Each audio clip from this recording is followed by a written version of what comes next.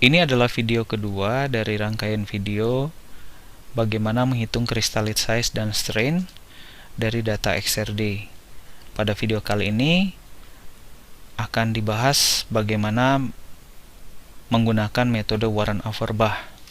Metode Warren-Averbach ini didasarkan pada transformasi Fourier, sehingga alangkah baiknya kita melihat bagaimana fenomena difraksi atau pola difraksi atau satu puncak difraksi tersebut dihasilkan. Seandainya kita punya rangkaian atom dengan jarak A yang membentuk bidang, ya, bidangnya itu kita lihat masuk dan keluar dari bidang baca, dan kemudian ada berkas sinar X yang tegak lurus terhadap bidang atom tersebut, maka masing-masing atom akan memantulkan sinar X yang akan dideteksi oleh plat fotografi atau detektor. Dan sebenarnya karena atom tersebut terdiri dari elektron dan elektron tersebutlah yang berinteraksi dengan sinar X, maka jika kita lihat pada gambar berikut di mana dua elektron berinteraksi dengan dua berkas sinar X dan kemudian dipantulkan, maka apa yang dideteksi oleh detektor ini berkaitan dengan fenomena difraksi, yang mana jika ada perbedaan setengah panjang gelombang akan terjadi interferensi destruktif, artinya tidak ada yang terdeteksi, dan jika perbedaan fasanya itu satu gelombang, maka akan terjadi interferensi konstruktif atau yang menjadikannya sebagai signal atau intensitas. Apa yang terjadi bisa disederhanakan melalui diagram vektor berikut, di mana S0 adalah berkas X-ray dengan panjang gelombang tertentu, dan S itu adalah berkas X-ray yang dipantulkan dengan sudut 2 theta, dan resultan vektornya adalah S besar ini, sehingga pemantulan atau scattering dari seluruh atom itu bisa diganti dengan rangkaian jarak seperti A, 2A, 3A, 4A, dan seterusnya, dan dituangkan pada persamaan berikut, di mana total scatteringnya, jadi apa yang akan dihasilkan adalah tidak lain adalah penjumlahan semua pemantulan pada setiap atom, di mana setiap atom ini terdiri dari elektron dengan jarak R yang diintegrasi pada volumenya, dan kemudian rangkaian penjumlahan ini tidak lain adalah perbedaan dari jarak R1 ke R1 berikutnya, di mana dia akan bertambah sesuai dengan jarak A. Jadi tergantung berapa banyak atomnya, maka begitu juga jumlah persamaan tersebut. Untuk intensitas yang terdeteksi oleh detektor tidak lain adalah kuadrat dari amplitudonya. Yang pertama adalah kuadrat daripada scattering daripada atom. Kemudian bagian berikutnya adalah interferensi dari total atom dan molekul yang ada pada bidang. Jadi jika kita lihat di sini, nilai N itu tidak bisa 1. Jadi N itu akan mulai dari 2, karena syarat untuk menghasilkan interferensi adalah 2 atom atau lebih. Jadi dengan semakin bertambahnya jumlah atom, kita lihat di sini saat N sama dengan 2 dia begitu lebar yang warna hijau, namun intensitasnya rendah. Jadi kalau kita mulai menggunakan definisi FWM atau full width half maksimum atau lebar setengah puncak, maka puncaknya begitu lebar dan juga intensitasnya rendah. Ketika N sama dengan 3, dia semakin mengecil atau menyempit. N sama dengan 4 terus menyempit, dan jika N mendekati tidak berhingga, kita lihat bahwa puncaknya sudah sangat sempit dengan intensitas yang tinggi, dan tentu saja lebih tinggi daripada NN sebelumnya. Nah, apa yang dideteksi oleh detektor atau photographic film sebenarnya satu puncak saja, bukan masing-masing puncak seperti yang digambarkan secara teori di sini. Seandainya atom yang di tengah ini digambarkan ada pada bagian tengah photographic film atau detektor, maka posisi yang ada di tengah ini itu akan memiliki intensitas yang tertinggi, kemudian dia akan turun dengan semakin mendekati atom yang ada di pinggir. Itu jelas akan juga terdeteksi oleh detektor seperti apa yang terlihat pada pola yang ada di sebelah kanan ini. Jadi kita bisa lihat di sini pada N yang kecil, ya, jumlah N yang kecil, dia akan kurvanya akan begitu lebar. Pada N yang semakin besar, maka dia akan semakin tajam, dan juga backgroundnya akan menjadi lebih flat, lebih rendah, dan itulah yang kita lihat sebagai pola difraksi untuk satu puncak. Berikutnya, untuk rangkaian atom-atom yang tadi membentuk bidang, jadi kita sekarang gambarkan sebagai garis seperti cermin, bidang cermin ini, di mana jarak antar bidang cermin tersebut kita bisa assign dengan D. Kalau tadi adalah jarak antar atomnya A, bisa juga kita ganti dengan D karena sudah jadi bidang. Dan jarak antara atom yang ujung-ujung atomnya adalah L, maka ini kita sebut dengan ukuran kristalnya atau crystalline size. Nah, ukuran crystalline size ini berbanding terbalik dengan FWHM atau pelebaran puncaknya. Jadi kalau L-nya semakin besar, lebar puncaknya itu semakin kecil. Demikian sebaliknya. Namun, apakah puncak tersebut akan semakin kecil dengan semakin besarnya L? Ternyata tidak. Pada satu ukuran L tertentu, lebar puncaknya tidak akan mengecil lagi. Jadi FWM-nya tidak akan mengecil lagi. Disitulah disebut dengan secara teoretik dikenal dengan Darwin limit, yang merupakan lebar dari instrumen. Jadi pelebaran dari alat itu sendiri. Jadi alat tersebut memiliki keterbatasan di mana umumnya pada ukuran L atau crystalline size sekitar 1-10 mikron, dan atau lebih besar lagi, lebar setengah puncak atau FWM-nya tidak akan mengecil. Dan inilah juga yang digunakan untuk mengukur crystalline size yang hanya akan terukur jika crystalline size-nya lebih kecil dari 1 mikron atau lebih lebar dari lebar instrumen. Jadi kalau kita boleh kembali di sini ya. Jadi kalau ukuran kristal dan strainnya itu yang merah ini menjadi lebih kecil dari instrumen, maka kita tidak bisa mengukur kontribusinya. Yang jelas instrumen harus akan selalu lebih kecil dari strain dan crystalline size-nya. Nah, di sini kita lihat bahwa jika mengalami homogeneous strain atau kita tekan kristal tersebut atau dikompresi, maka dia akan D-nya akan menjadi lebih kecil, demikian juga L, ya. Namun D dan L ini tidak comparable. Artinya apa yang terlihat di diagram ini, pengecilan ukuran D tidaklah akan signifikan terlihat dengan pelebaran. Jadi biasanya yang terlihat adalah puncak difraksinya dia akan bergeser cukup signifikan.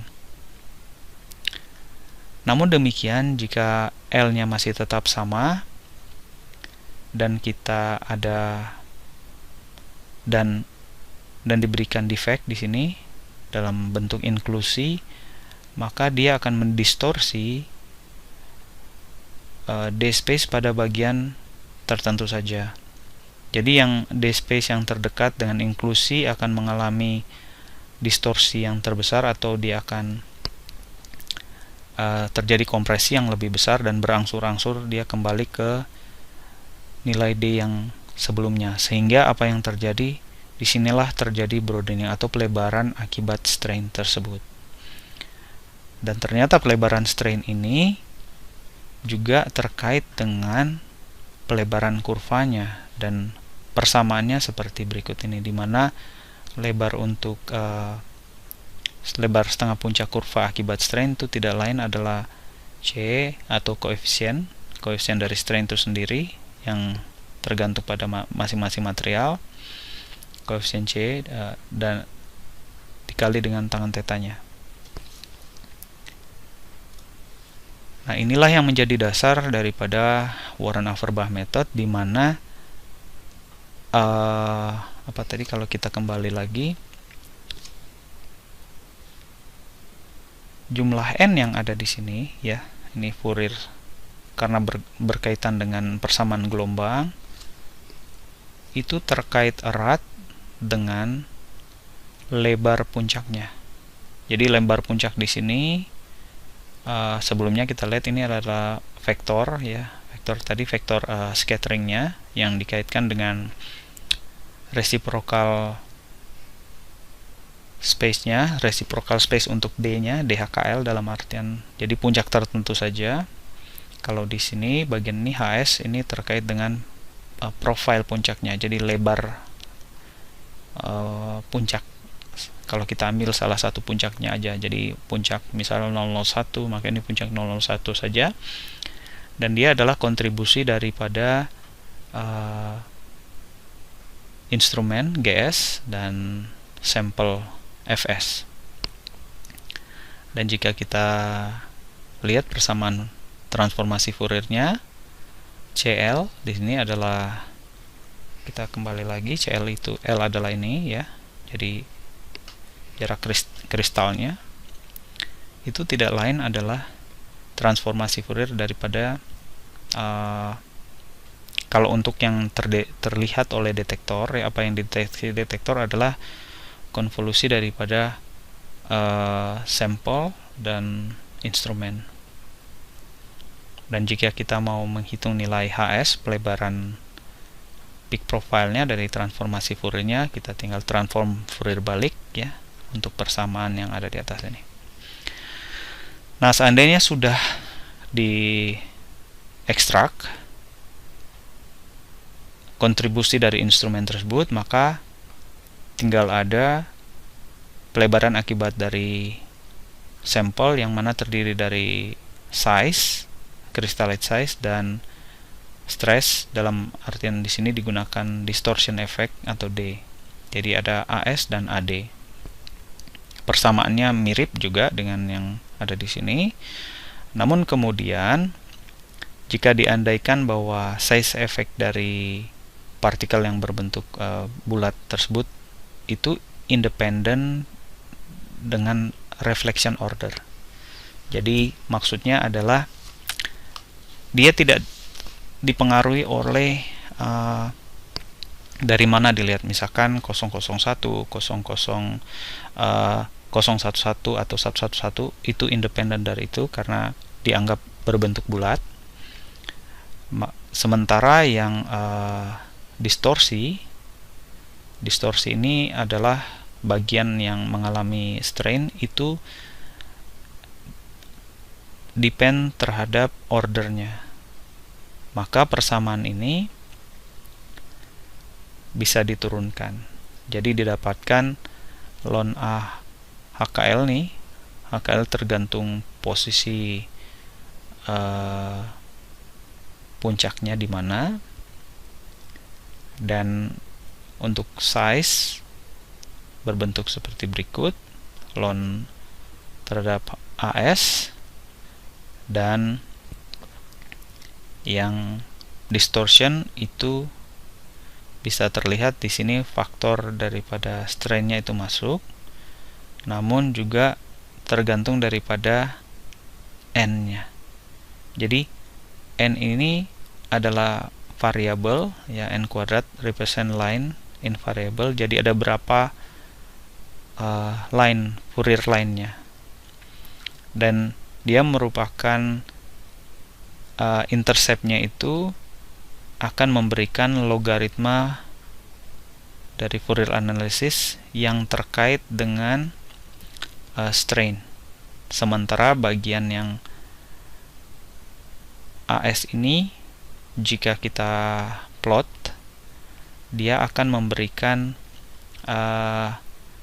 bentuk logaritma daripada size fungsi daripada masing-masing n. Jadi n ini nanti kita akan lihat, dan average-nya itu tidak lain adalah slope-nya. Jadi supaya bisa terlihat langsung adalah seperti berikut. Di sini mungkin bisa dimulai dari kurva ln AL-nya, ln A fungsi L, dari masing-masing puncak difraksi. Jadi kalau ada 10 puncak difraksi, maka akan ada 10 seri di sini secara vertikal, dan di bagian sumbu X-nya ini adalah resiprokal D pangkat 2 atau 1/4 nanometer pangkat 2. Dan pada bagian serinya ini ada 20 seri, itu terkait erat dengan kolom length dari 1 ke 20 nano. Jadi 1 sampai 20 nanonya ini akan diplot pada kurva yang berikutnya berbentuk seperti ini. Ya, ini contohnya 1 dari 0 sampai 20 ya. Jadi ini ada beberapa data yang akan digunakan di sini terhadap size-nya. Dan garis lurus linear yang langsung berpotongan dengan X, sumbu X, dalam hal ini L, ini terkait dengan area kolom length-nya. Jadi area kolom length, kemudian volume kolom length-nya juga bisa didapatkan dan dibandingkan dengan hasil yang ada dari TM. Ini TM adalah yang dihasilkan di sini. Untuk strain-nya sendiri, jadi strain adalah slope atau slope-nya atau bidang miring yang dibentuk olehnya. Itu akan diplot juga berdasarkan L di sini. Nah, turunan pertama dari kurva ini akan menghasilkan distribusi yang mestinya distribusinya dulu, baru kemudian dari distribusi tersebut dihitung log normalnya seperti apa. Jadi ini contoh bentuk log normalnya. Baik, kita akan gunakan sampel yang sama lagi, jadi line broadening analysis dari seri round robin, di mana ada dua data seria atau CO2. Yang pertama untuk instrumen standar, jadi mereka seri yang pertama adalah instrumen standar yang warna hitam. Ini sudah dibandingkan dengan SRM 660A yaitu LAB6. Nilainya sangat dekat, sangat baik hasilnya. Kemudian S1 adalah sampel seria yang mengalami pelebaran atau nanomaterial dalam artian di sini. Kita akan gunakan data dari Limans, jadi data dari X-ray lab, jadi CU ke alpha 1 alpha 2 juga ada, namun dia menggunakan monokromator Dan dari sini kita udah lihat data Warren Overbaugh analisisnya itu sekitar 198 angstrom dengan RMS root mean square strain 6,6 kali 10 pangkat minus 4. Ini sangat kecil sekali. Saya akan gunakan JADE. Perhitungan Warren Overbaugh dilakukan dengan dua tahap. Pertama, kita akan menentukan pelebaran akibat instrumennya dulu. Jadi di sini kita bisa lihat tuh standar datanya ya.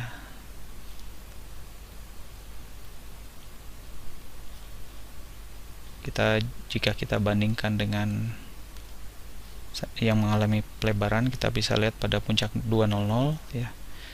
Yang hitam adalah yang standar, yang hijau adalah yang mengalami pelebaran atau nanoseria. Kita akan tentukan dulu yang pertama, instrumen profilnya. Jadi kita bisa memilih start untuk mulai. Pada MDI toolkit, MDI size train, di situ juga terlihat size train analysis by Warren Overbaugh, atau langsung klik sebelah tab ini, MDI size train.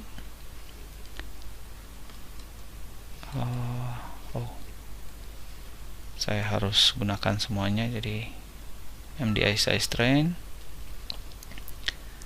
Yang pertama adalah pada instrumen property, kita cek ya ini sudah graphite monochromator, Lorentz polarization. Kemudian pada global backgroundnya kita tentukan 4 polinomial.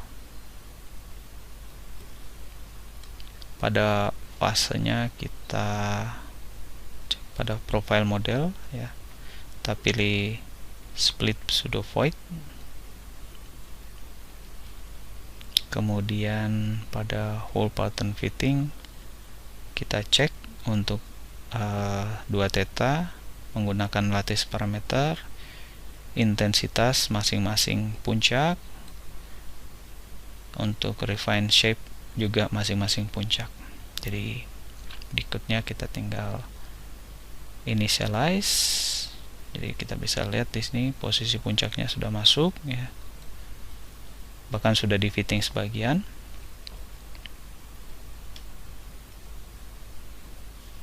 Kemudian kita refine, bisa refine langsung dari sini atau dari sini. Ya.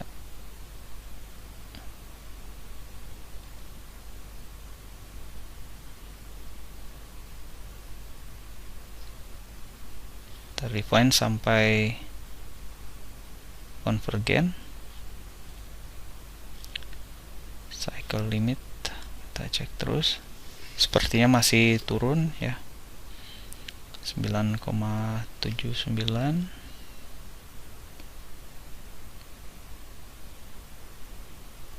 Sekiranya mau agak banyak, kita langsung bisa ganti algoritmanya. Misalkan kita ganti ini jadi 50.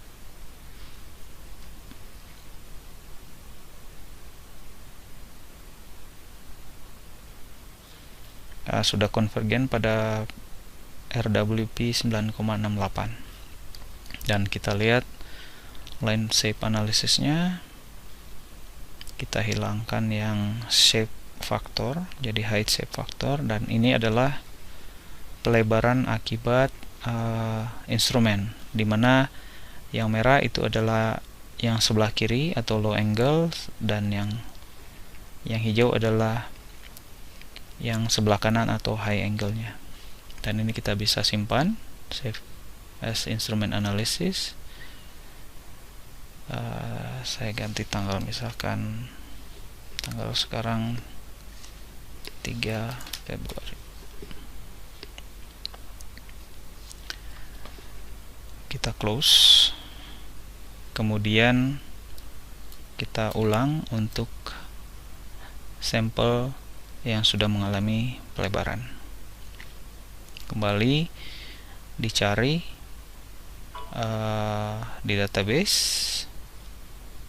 klik kanan, kita pilih MDI size train. Untuk global background model kita cek 4, namun sebelumnya kita cek instrumen standarnya, instrumen property ya. Ini sudah instrumen refinement yang dilakukan tadi sudah masuk. Dan profile modelnya kita pilih, kali ini bukan pseudo void dengan split profile namun convolutionnya. Jadi nanti dihitung di mana instrumen profilnya itu sudah digunakan. Kemudian dicek wall button fittingnya sama dengan yang untuk instrumen. Kemudian di initialize, kemudian di refine.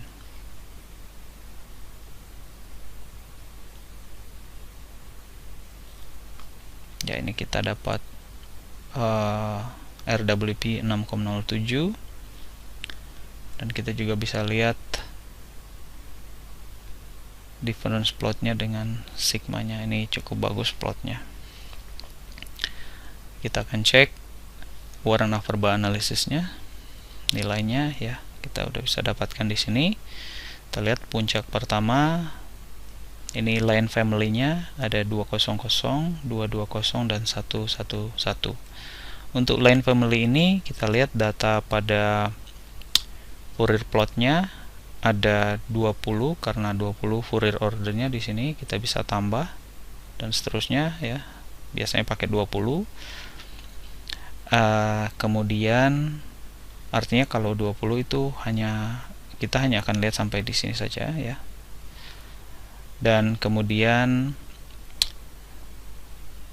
di masing-masing kita lihat ada 2, mungkin saya kecilkan menjadi 5 dulu. Jadi ada 2 titik di sini. 2 titik ini berdasarkan line-nya, jadi 200 yang paling depan, yang sebelah kiri, dan 400 yang ada di sebelah kanan. Seandainya ini kita tambah satu lagi, misalnya saya modify, saya tambah satu lagi sebenarnya ini tidak masuk ya, jadi 331, atau saya coba tambah yang agak sedikit jauh, mungkin 620, maka akan ada satu puncak lagi bertambah. Jadi sini 620 puncak nomor 14.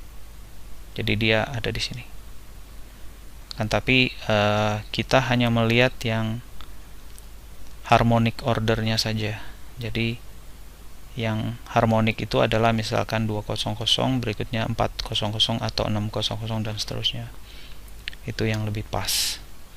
Nah, kita bisa lihat untuk harmonic order untuk 200, 220, 111 dan seterusnya. Nah, kita lihat di sini untuk second derivative atau log normalnya itu hanya akan bisa dihasilkan jika minimal Fourier ordernya itu kita tambah. Misalkan tadi 5 ya. Kemudian jadi 20 mulai terlihat di sini, namun second derivatifnya itu tidak begitu bagus, tidak begitu dalam artian karena second derivatifnya ini, second derivatif daripada size itu ini yang sebagian sebelah kanan tengah ini, itu turunan keduanya yang akan diplot sebagai garis putus-putus di sini, garis putus-putus warna merah. Jadi minimal kita lihat 15 sudah mulai membentuk, namun tidak terlalu sama dengan yang log normal yang warna birunya, karena log normal ini dihitung berdasarkan second derivatifnya. Jadi paling tidak diambil nilai 20. Apakah boleh diteruskan 25? Ya, boleh juga. Namun kita lihat dia sudah mulai ada fenomena yang bimodal. Jadi umumnya digunakan 20. Nah, 20 artinya ada 20 Fourier order dan 20 data size di sini yang logaritma naturalnya, dan kemudian ada garis yang start dari sebelah kiri dengan nilai L sama dengan 0, itu di fitting garis lurus ini dan diinterpolasi. Perpotongan dengan sumbu X nya ini menunjukkan nilai daripada area kolom length-nya. Jadi ini 190 adalah area kolom length. Kalau lihat dari nilai yang ada pada publikasi, area kolom length-nya 198 area kolom length, tapi ini sudah ditransform jadi area weighted dengan nilainya sama dengan ini ya, 198, namun yang kita dapatkan 190. Namun itu adalah puncak 200. Kalau kita lihat 220, maka nilainya jadi 194. Kalau untuk 111 193. Jadi sangat tergantung size-nya dari ukuran dari mana dilihat, dari bidang mana, bidang kristalnya. Kemudian juga dilengkapi dengan volume column length, ada area berdasarkan partikelnya, jadi dianggap dia spherical. Jadi juga volume berdasarkan spherical particle.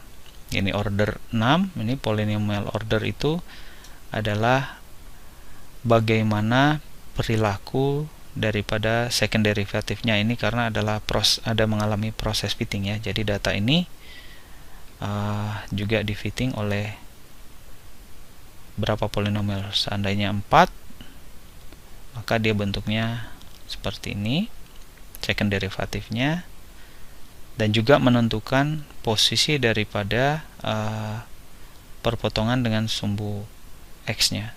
Jadi misalkan kalau saya ambil 7 atau 6, ini 6 190, 7, jadi kita lihat bahwa nilai 6 untuk order 6 itu lebih baik. Pertama, kalau kita naikkan ke 7, ini akan menjadi 2 bimodal lagi, jadi nilai 6 adalah yang paling pas, di mana terdapat median juga 164 angstrom di sini. Dan kemudian hasil daripada RMS atau root mean square untuk strain-nya, nilai root mean square-nya adalah, kita lihat di sini ada pada nilai 38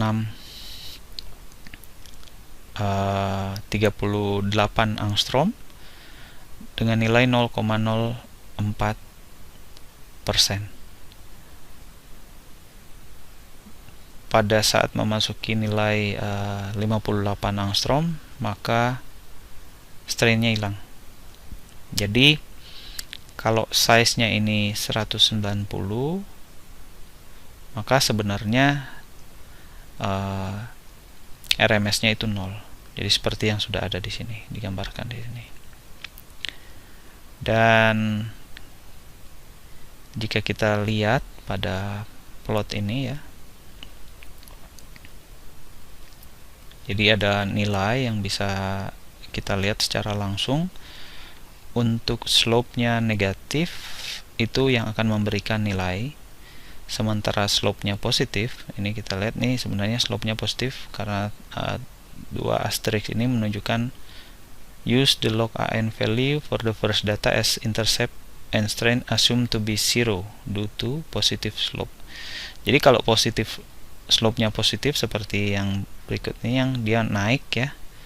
Jadi karena slope-nya positif, maka strain-nya itu tidak ada, diasumsikan dia 0. Jadi kita bisa lihat range strain-nya ya. Ini average 0,003, ini berubah lagi 0,0027 dan seterusnya. Dan kemudian data ini kita bisa print juga, kita untuk report ya. Kita bisa bentuk report seperti ini, bentuk notepad, dan masing-masing ditunjukkan strain analysis based on line family 200, jadi 200 dan 400, 222 juga 111 di sini ya, atau di print ke Adobe. Jadi misalkan saya print seperti itu,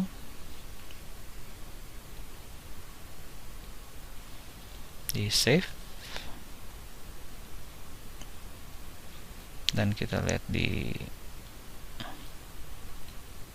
nah ini adalah bentuk print dari Adobe PDF nya. Namun kita bisa rekonstruksi ulang juga grafiknya dengan cara